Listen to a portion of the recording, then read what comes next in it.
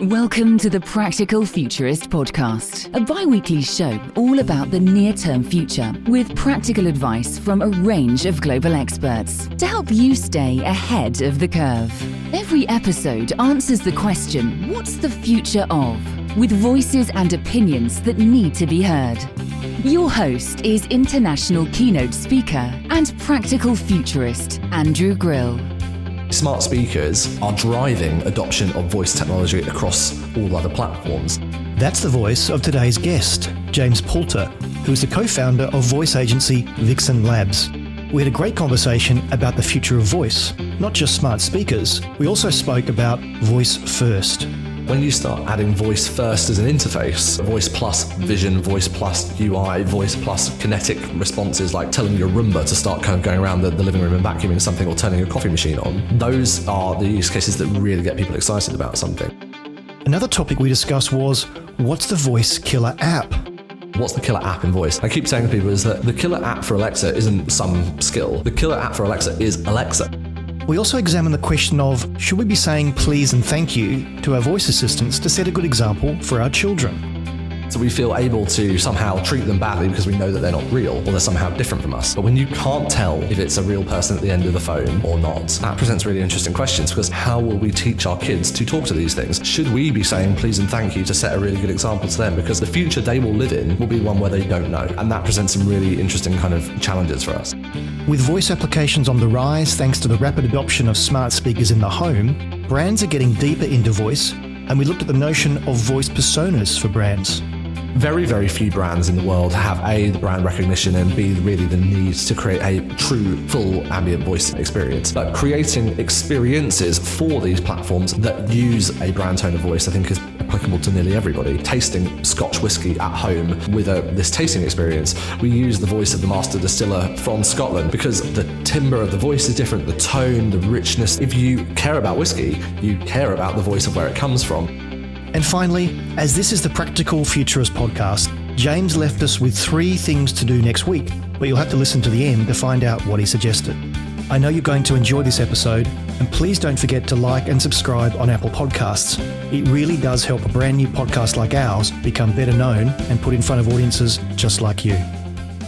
Welcome to episode 3 of the Practical Futurist podcast. Today I'm joined by James Poulter, co-founder, CEO of Vixen Labs. Welcome, James. Thanks, Andrew. Lovely to be with you again. It's very fitting we're talking about the future of voice on a podcast.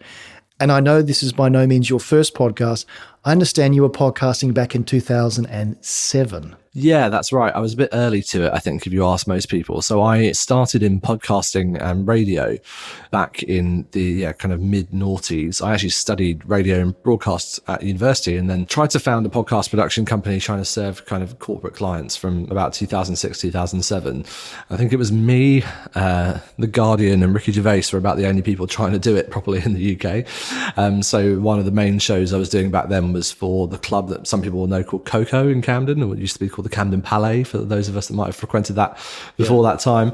And I basically was the only sober person, I think, in the house between about 10 o'clock at night and 2 o'clock in the morning every Friday night, interviewing bands backstage for NME Magazine's Club NME Night, and was turning that into shows and started doing all sorts of other programs off the back of that, which then led into a career for the past 10 years in social media predominantly and digital marketing, and then now back in voice and podcasting again. So 2007, you must have been massively early to the podcast party. Yeah, that was, I think back in the day, that was, bearing in mind that was pre-iPhone.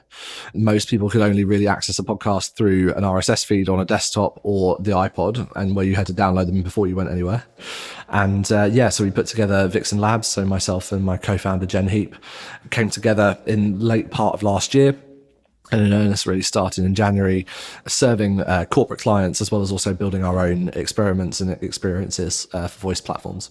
So do you remember your first voice assistant interaction? Yeah, so my first one was I bought a Echo off of a friend of mine who lived in the US because you couldn't buy them in the UK, and so he shipped it over to me. Or actually, I think he brought it with him the first time he came over, or at least this is the first experience I remember of a smart speaker. And I remember booting it up and trying to make it work, and none of it worked because it thought that I was in the US and not in the UK. Bit of a failed start. But I think if you go back further than that, talking to smart assistants in the car via Siri, pressing the button on the steering wheel. The first time that you ask Siri a question and you actually get a real answer from it, that was when I was like, this is the opportunity that's in front of us, is that, if we can have a more natural way of talking to our computing, everyone will want to move towards that. And I think maybe it wasn't my first experience, but I think the experience that I saw over the past few years was particularly when my eldest daughter, who's just turned 4 this week, when she was about 1.5 and we had one of these things in the house, she began to talk to it. And that told me a lot that, if you think of we as a generation, kind of grew up typing and using mice to control our computers. The next generation predominantly have learned how to use computers by tapping on glass that they held in their hands or on a table. The next generation will talk to their computing as probably the primary interface. And it's with that ambition that we wanted to start something now, because we want to start building the right way of talking to those devices ahead of the generation that will do that every single day with every bit of technology that they talk to. Do you think voice assistants have really, or smart speakers specifically, really started the notion of voice as an input mechanism, and that'll help drive growth? Well, yeah, voice as input mechanism has been around for a long time because we started talking to one another. So yes. As an input, it's been around for a long time. And obviously, many people have come from using voice input when you're on a telephone call, whether using a standard press 1 for this, press 2 for that. You probably remember that from your days in the telco industries as well. So we've had enough of those. So it's not anything new in that sense. But the big thing that we see is obviously smart speakers are driving adoption of voice technology across all other platforms. And you only have to look at things like Bose this week announcing a series of new noise cancelling headphones that all have their Bose AR platform on them, so you can talk to apps that live in your headphones, support for all of the major voice assistants. You only have to look at Apple updating the AirPods 2 so that you can just say, "Hey Siri" to them without even touching the headphone. My iPad is now going to try and do that. All of those opportunities are coming about now because the smart speaker is teaching us to talk to our technology. But I think we've got to be careful that when we're out talking to clients, at least, we don't want to get hung up on the smart speaker. That is probably a category of product for a time, because ultimately we only have so many rooms in our house, right? You can't keep on buying these things. And unless you're a real audiophile, the quality of audio upgrades isn't going to get substantially better. But what we do see is that the more people put these things in their homes, the more willing they are to talk to their headphones walking down the street, the more willing they're able to talk to their car when they're driving it. And actually when they're out in the environment, ambiently talking to a screen in a McDonald's rather than swiping all sorts of manners of bacteria all over their fingers by touching it, which we've seen is a big problem. There'll be much more willingness to talk to devices wherever they are, because we ultimately all want that kind of, well, pick a sci-fi example of Jetsons or HAL or, kind of Jarvis. We want that experience of being able to just speak something out into the world and have the answer we want come back to us. We don't want to have any other friction in between those interfaces. I've got to admit, I actually am a late adopter to the voice party. I had considered buying an Amazon Echo for a while. When I went and bought a Bose sound speaker for my TV that had Alexa built in, only then was it, I get this. Absolutely. And that's the thing that we've noticed, is that for most people, a voice-only experience is limited to voice-only experiences. But when you start adding voice first as an interface, but voice plus vision, voice plus UI, voice plus kinetic responses like telling your Roomba to start kind of going around the living room and vacuuming something, or turning your coffee machine on, those are the use cases that really get people excited about something. Because when you can sit in your car and say, drive here, and the car drives, there is something magical about that. It's the thing that we all wanted, because it's the least friction inducing way of getting something done. Good example last night is an event where Giles Rees-Jones from What Three Words was speaking, and the best use case, and they've built it into both Ford and Mercedes now, you can tell the car where you want to go with a What Three Word address. You want to go to Paper Cut Rock, rather than having to scroll through and find the street and the address. And I think that just removes the friction, and I think we'll see more of that. And they've kind of designed, I don't think they've done it voice first, but they've really designed the system to be voice friendly. Absolutely. And I think if you look at what Giles and Chris and the team over there have done, is a fantastic use case for what they've done on Alexa, and now obviously what they've integrated into the head units on the cars as well, is because natural language understanding facilitates something very special there, which is that ability to get to something very specific through using those 3 words in that case. And I think that is the thing that everyone is maybe searching for, is that everyone's looking for the killer app in voice. I get asked this all the time, is, what's the killer app in voice? And I keep saying to people is that the killer app for Alexa isn't some skill. The killer app for Alexa is Alexa. The killer app is natural language understanding. In almost all cases, a voice experience is essentially, get me this information from this database. That's all it is. But it's done in a way where you don't have to think about drop-down menus and parameters and click-through funnels and all of those kind of things. It's just simply collapse all of the things you might want to ask of a database and just do it as a question. And anybody can do that. And that's why we've seen these things adopted so rapidly across all generations, across different backgrounds, geographics. The whole thing is that, you can buy one of these things for your 5-year-old or your grandmother, put it in the living room and say, talk to it, and they can. And that's the beauty of it. I've been using the Google Duplex experience in my talks for a while now, both when they launched it at I/O last year and the updated version. And I play the video, you probably do it as well, where they ring up the restaurant. Yep, exactly that. And I then say, this isn't science fiction, you can have it in a Google Pixel 3 now, and they've upgraded that. What do you think Duplex is going to do for voice and digital agents generally? Yeah, I think Duplex is a really interesting experiment. And I say it's an experiment because yes, technically you can do it for a very discrete set of use cases in a certain set of markets with the right device. But ultimately it's an experiment. It's a way of showing the future of where we're going to go. I think that it presents some really interesting solutions to problems, particularly when you think about accessibility, and you also think about tasks that we all want to get done asynchronously. But the last mile where the restaurant doesn't have a booking system, so you need someone or something to ring them up. Absolutely. But you still need someone at the other end to answer the phone. I think that Duplex on the web, which obviously was just announced at I/O, where it can scrape what would otherwise have been a web form and answer it for you, like booking a car on, they demoed it at booking a national car, through Duplex on the web, which is essentially using the same intelligence but without having to actually do the voice bit, is really interesting. But there's also some things built into that which, whenever I showcase that video to people, it always comes up, is it's that uncanny valley idea. It's that thing of, this is so real that it's almost too real that I don't want to use it. Mm-hmm.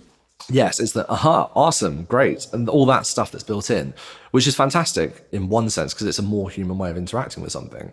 But it's also the thing that makes everyone feel slightly queasy. Do you think we'll have a time, though, where we won't know whether we're talking to a human or assistant, or you have to overtly say, as Google does with their disclaimer, by the way, I'm the Google Assistant, I'm not real, I'm calling to book a table at the restaurant? Yeah, I think that we will probably come to a time at some point in the future where we don't have to say that, but because we'll have built up a standard set of ways of talking to these things that account for that solution, right? So exactly, the Google Assistant talking to you and telling you first. Whenever I ask anybody, if you were talking to a bot, would you want to know that it was a bot talking back to you?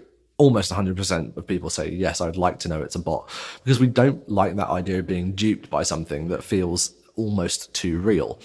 And I think that is one of the problems of the adoption of these things, is that, particularly when it doesn't have a visual interface, or you don't know that you're talking to a bit of technology, it presents some really interesting ethical and moral questions of how we talk to these things. Because particularly when you talk about children, teaching kids to use these things, most kids behave the way that you or I behave on the M25 when we get cut up. It goes wrong, you shout at it because you can, because the other thing can't really hear you. Yes, it can hear you, but it can't really hear you.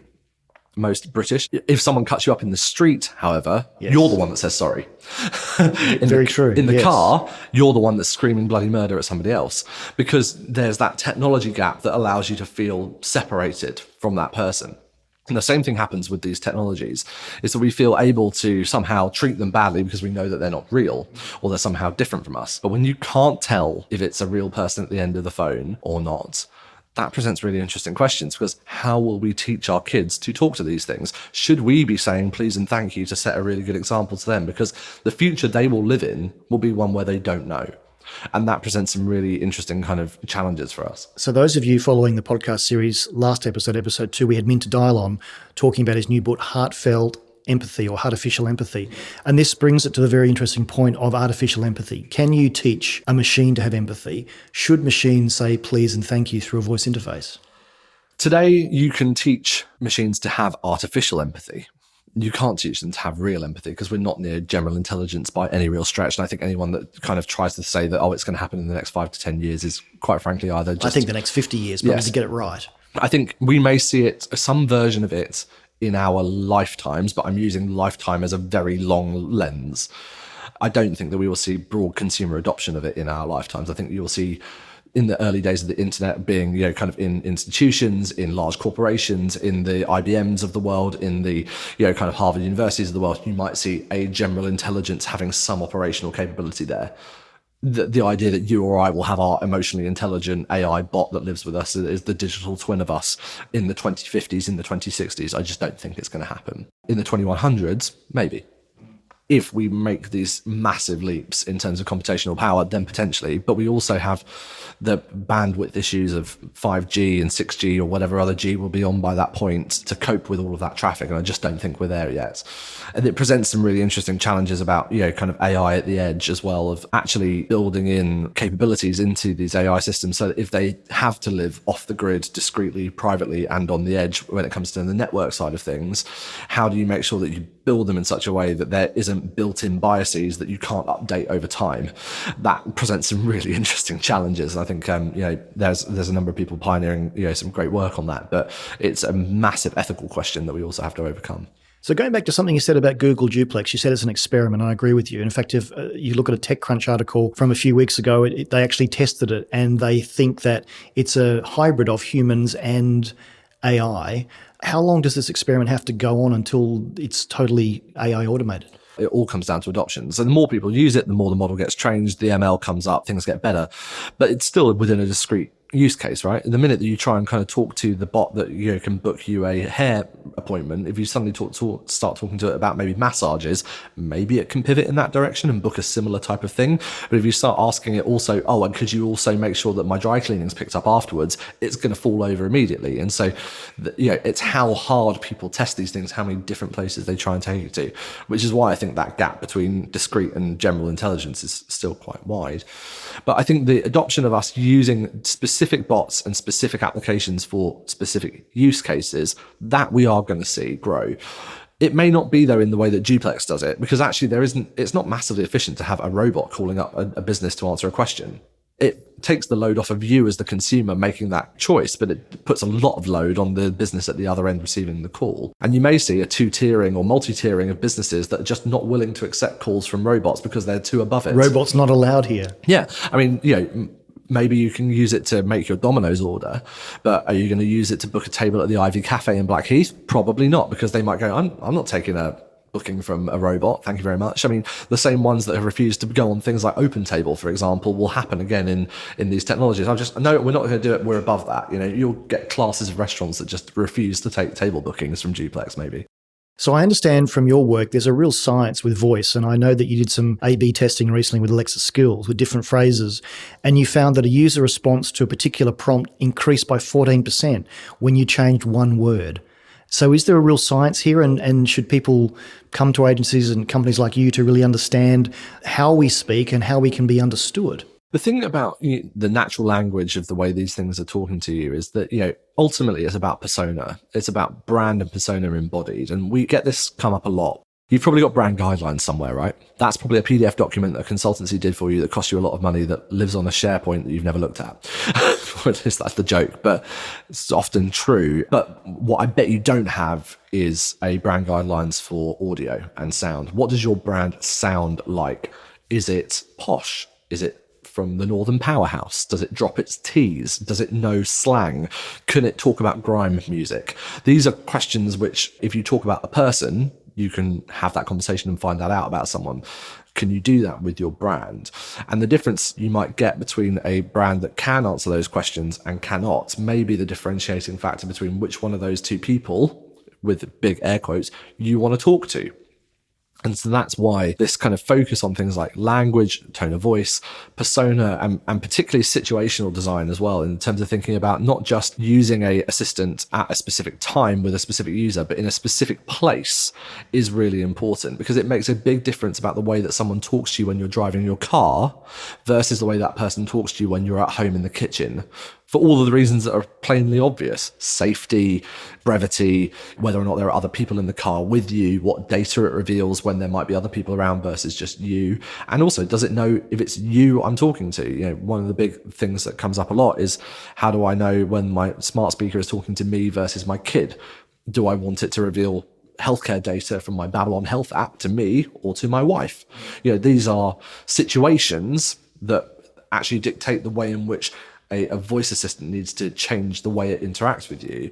And we've never really had that before, because ultimately your iPhone app behaves pretty much the same every time you open it, regardless of where your phone is, because it travels with you. But these assistants travel between surfaces and devices, regardless of whether you're the user or someone else becomes the user. And so that presents these different situations. And so that way of thinking is a different way entirely of building a brand persona, a different way of writing content, a different way of thinking about use cases you might want to provide for as well. So interesting about brand tone and brand voice. And we know that Intel and McDonald's probably the two brands that have a vocal signature that we could probably recite now. Yeah. But I'm just thinking as you were speaking, at the moment, if we use Siri or Alexa, we have one of 6 different voices we can choose. In fact, as a sidebar, Aussie Karen for Siri. I've actually met Karen Jacobson. There's a whole story behind that, which maybe I'll into for another podcast. But can we see a time where if I'm talking to Peter Jones or John Lewis or Sainsbury's, the voice I'm hearing is the voice of the brand because it is a female or a male or a northerner, as you say. Because at the moment I'm talking to Apple or Alexa's brand voice.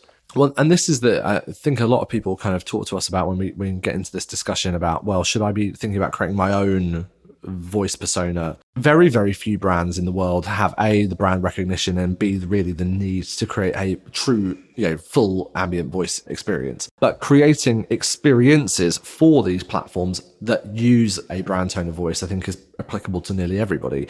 We just got done with a project a couple of weeks ago for Diageo, for Talisker.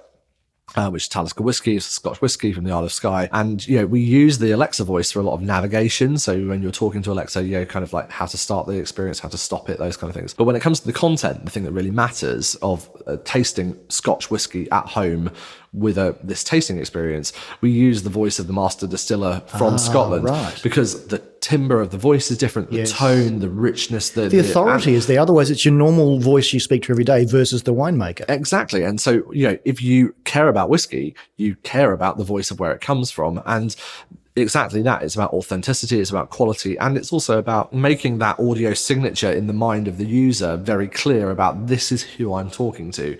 And when we talk about devices that are predominantly just voice, that matters massively. Obviously, when you can then marry that with things like visuals or video animations on devices like the Echo Show or the Google Home Hub or a Fire TV, one of those other things, then obviously that's amplified even more so. But particularly in the voice only world, voice and audio brand is a huge thing here. And it's not just audio signatures like the Intels and the things of the world, but it is thinking about this kind of rounded sense of what VUI, so we talk about VUI, voice user interface kind of sounds are you going to use? Things like progression sounds, things like confirmations. And these are things that we're actually all really familiar with. We just don't think about it. If you've ever played a video game, it's absolutely jam-packed with this stuff. Yes. And it's absolutely applicable to bringing these things over. And again, if you've listened to radio, you know what radio station you're listening to, because every half hour someone goes, you're listening to BBC Radio 2 or Radio 2 or whatever it might be. Yeah, so we've learned an awful lot through working on radio projects, through podcasting, in terms of all those audio cues that you might use, and also through decades of producing digital experiences, where you might want to bring those things together in voice, because you actually need more than just a voice to make sure that a user knows where they are, because of the nature of where they use these devices. If you're in a kitchen and you're half listening to the thing you were doing and a timer goes off, you need to know a timer has finished to stop brewing your coffee or start the next step of a play experiment that you're doing at home with the kids on the dining room table, or any number of things that you might do with a skill for Alexa or an action for Google. So now we've got these smart speakers in the home, and they're basically directing things that we're doing that we weren't probably doing a couple of years ago. Brands have got a whole other thing to think about in terms of their voice strategy. Are we going to have a voice department or a voice strategy soon? We've not seen many people actually invest yet, certainly in the UK and Europe, in heads of voice or those types of titles yet, but I think they're coming. In terms of voice agencies and consultancies, obviously Vixen Labs, that's our response to the market, is that we do see dedicated specialism required in this space. And I think that's where we're obviously kind of coming about serving it. And I think over time we will begin to see departments, we will begin to see owners inside brands. But much like social media, much like mobile, there's been that cycle of, okay, the specialist team comes up, then it gets disseminated into brand or digital catch-all titles, and then comes back again is bound to happen. And I think that will happen over a number of years now. I think the biggest thing that's caught many people on the hoof is just the speed of adoption of this stuff, is that unlike social, which had a kind of slightly longer on-ramp, we've seen, voice in particular in Europe take off in the space of less than 18 months in many ways, in earnest. I mean, it was trundling around a little bit. Why do you think that is? Is it because the devices are quite cheap and they work reasonably well? What has been that spark? I think there's probably three main factors. One is definitely the price of devices. If you think about the adoption of the smartphone compared to the adoption of a smart speaker, the cost differential is just huge. 40 quid versus 400 quid. Yeah, and come Black Friday, you probably get one for 20 quid. Heck, you probably get one bundled in for free at some point or other. Amazon in particular have been almost giving the things away. I mean, the Echo Show 5, which was just launched yesterday of date of recording, the new 5-inch version of the device, they're doing a bundle already, buy 2 and get 25 quid off, right? Because they see the need to kind of compete in that space. So cost is definitely one. Second is, usability, is that, like I said before, whether you're a grandmother or a grandchild, you can use one of these things and you can get the majority of things you want to do with it done really quickly. And the third is just, again, a pivot towards voice usership in general across all different platforms, and the smart speaker is the most logical embodiment of what that looks like. It's hard to argue necessarily correlation or causality in this, but the adoption of things like podcasts and audiobooks and a renaissance in general audio and radio has been coupled with this massive rise. Now, I personally feel that actually voice adoption in the US catapulted a whole new category of audio content in the US, which has had a weird boomerang effect on now people buying more smart speakers to listen to things like podcasts here in Europe, because that audio revolution has kind of happened and then slung us back in technology to get it. So there's kind of a weird cycle going on there. But whichever way round it is, there is more audio content out there than ever before. And the reason I think that why we're listening to more audio content than ever before, which is why smart speakers and voice is growing, is because we have reached peak screen for many of us. And particularly as both of us are parents with kids, that is absolutely true in terms of the concerns that people have around kids being in front of devices the whole time. But quite frankly, I'm just as concerned about my parents' use of their devices as much as my own. And I think you only have to look at things like screen time and all of these other applications that have entered into the market to manage our digital detoxing. And audio is a great response to that, because if you can do something, get the same content, but without all of the addiction cues that come from screen-based devices, ultimately that is probably a good thing for us from a mental health perspective. So I think if you look at those three factors, audio, because of the screen rebellion, usability in terms of it can work for anybody, and just a straight cost and supply and demand question, that's what's catapulting this market. So voice beyond the home, what other uses are emerging that you're seeing? Yeah, so I think voice out in the world is going to be a big trend over the next 18 months. In particular, cars has to be the big one. I mean, Amazon pre-sold 1 million Echo Autos in the US to be the little plug-in device to put the Echo in the home. But really, the smart speakers on the phone, not because you're going to use your phone more, but because smart speakers can live with you wherever you go. You've got a constant persistent data connection, all those kind of reasons is particularly interesting. I think if you look at what Bose in particular are doing in the headphone market is really fascinating. They just announced the new noise cancelling 700s and 500 earbuds and more to come yesterday as we record. And all of those devices supporting not only Siri or Google Assistant through the native button, but Alexa over the top as well. So giving you a choice of assistants is particularly interesting. And for anyone who's seen the demos that the Bose AR platform showed at South by Southwest this year with partners of ours at Vixen Earplay, who are behind the technology of some of those Bose iOS apps, the idea that you can have ambient voice experiences, things like everything from running experiences through to treasure hunting games through to straightforward navigation, is just huge. Because the more, if you're out walking around and not having to use your eyes to look down at a thing and just talk to it, that's what we're all after. So I think there's big opportunities there. I think the one thing that I don't see a lot of people talking about when it comes to AR is the rise of voice and AR. I think that is going to be a huge coupling of those technologies. Rather than swiping a screen, you can say, turn left, turn right, jump. Absolutely. It makes a lot of sense. If you've already got to hold up a piece of glass in front of your face and look through a camera lens at the world, the last thing you want to do is use the other hand to poke around on it. It's just not a very practical use case. And it's, I think, one of the biggest limiting factors to the growth of AR technologies is that the clunkiness consciousness of using a thing with two hands when you're out in the world. And particularly if you talk about it for kids where predominantly tablet rather than phone is the main device. I don't know if you've tried holding up a 10-inch device for, kind of half an hour to play with heavy. something, Yeah. and you're a child with, an arm that's, a third of the length of ours. It's really hard work. But if you can hold something up and talk to it and it's controllable, then I think that is huge. So I think, on the foot in the headphones coupled with AR is going to be really interesting. And then the other one has got to be in the infrastructure. And that's in the infrastructure in the retail environment, but particularly also in the enterprise. And you look at partners of ours, the guys at Uma, for example, who've now developed a whole system for essentially things like meeting room bookings, HR requests, beginning to see integration of Alexa into things like Polycom and various other Cisco devices. Does this mean the receptionist is no longer needed?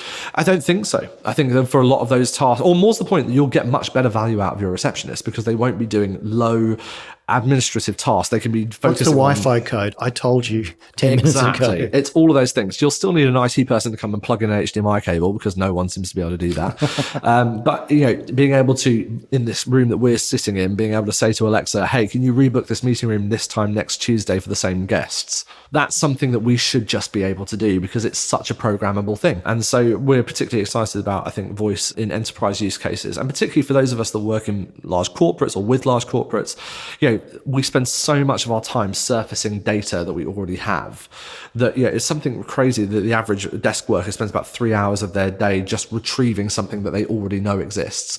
The ability to do that with your voice, things like getting last week's sales numbers, how your ad units are performing, location data of all of your sales team, all of those kind of questions, you should just be able to ask Salesforce or ask Zoho or any of those systems. Why have you got to go poke around with 7 different drop-down menus and a pivot table to get the answer to that question? So our kids will walk into an office of the future, if that exists, and they'll have everyone talking to themselves. Yeah, or talking to one another. Or more's the point, probably a assistant that is listening ambiently in that space because it's been given discrete authority to do so in that moment, picking up what's required and answering and surfacing that data before you even ask the question. That is the direction I think we probably head in. So that brings me to an interesting question about security. When I'm on stage and I have a Q&A, probably the most often question I get asked is my phone listening to me? Now, I know you've got a point of view on this because obviously Alexa and Siri have wake words.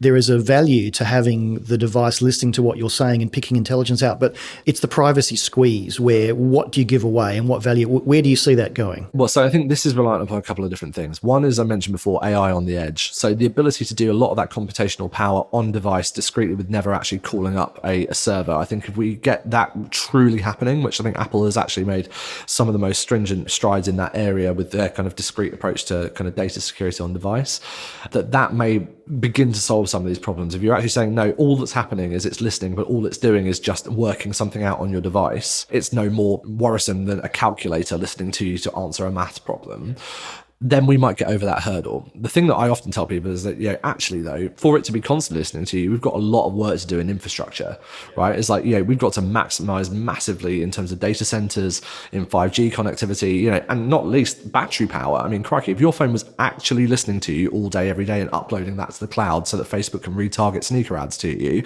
your phone would have exploded in your pocket like a Samsung Galaxy Note 7 quicker than you can say, Alexa. It is just not happening. And I think that is, one of the big myths that we have to get over. But everyone wants to go to the kind of Black Mirror science fiction, dystopia, because it's more interesting ultimately than the utopian version. So people are always going to worry about that. Interesting. I mean, data from Adobe, I think it was last year, showed that, for people that already own a smart speaker, if you ask them, are you worried it's listening to you? 40% of people say, yeah, I'm worried it's listening to me all the time. Yet they're still buying them. So we say all the time that we're worried about privacy. And I think you've only got to go and look at what's happening at the moment with Huawei in the US or, the recent backlash against WhatsApp and all of these things, is that we worry about it all the time. But in reality, it doesn't shift consumer adoption of these things one jot. People will still be buying Huawei phones in the US for the next 12 months, regardless of what Trump tries to do. I think it brings up an interesting point, though, because if it's useful, and I can think of a couple of use cases. So if my smart speaker in my home is always listening and it hears a baby cry or a smoke alarm or a window smash and it responds, that's helpful. But also mental health. I know you've been a mental health advocate for some time, as I have. If it can detect a change in your voice and then tell someone that cares that James doesn't sound himself today, I would like a system that could help me. Yeah. And we do enter into some, again, big ethical questions there about predictive analytics, about, kind of looking at sentiment analysis and all of those kind of questions. There has to be a direction of travel where we each take greater ownership over our own data and what we release to people. The history of the internet of the past couple of decades has been handing over privacy in return for utility. Hand over fist, and many of us have seen that rubber band of privacy kind of stretched to maximum capacity. So the only response to that, in my mind, is that, okay, we can't rely upon companies or governments to deal with it. We have to rely upon our own adoption of this. I think in the wake of GDPR, we've seen a little bit of movement on that, people waking up a little bit to that. I should probably be a bit more cautious about who I let have access to this, that, and the other. And certainly if you ask anyone under the age of 21 about, fake Instagram profiles or deleting their posts when they're done with them or disappearing content on Snapchat, there seems to be a waking up to that in the next generation. For the majority of the working public, certainly currently, I don't think we're there yet. And that goes to health data. I would like my doctor to know in advance whether I'm going to have a cardiac event. So would I, yeah. Right? And he can, because I've got my Fitbit data, but he doesn't know what to do with it. Exactly. So I think we need better systems and we need less silos. But for that, we also have to give up yet more privacy to get back that utility. And therein lies the jump that we have to make. That chasm is a hard one to cross. I think it's more of an individual opt-in basis than we're ever going to get to kind of blanket systems that do it for us. And I think it comes back to the informed consumer, that he or she does the extra reading and understands. So they don't ask you and I, is my phone listening to me? They understand that, and they understand what privacy they're giving away. I'm on one of your WhatsApp groups, the Voice 2 WhatsApp group. It's an amazing sort of community of people, and they share ideas around voice. What have you learned from the community so far? I've learned that we're still at the beginning of the beginning, because so few people have got best practices in this. And that's why the community exists, is that, so we started Voice 2, which if people want to find or join, they just go to voice2.io and they can sign up. We started that because we wanted to find other people working in this area, and it's exploded. It's been great fun doing it. But I think the thing we've learned the most is that, we're all so early in this, and that there is no, like I said before, there's no killer use case yet.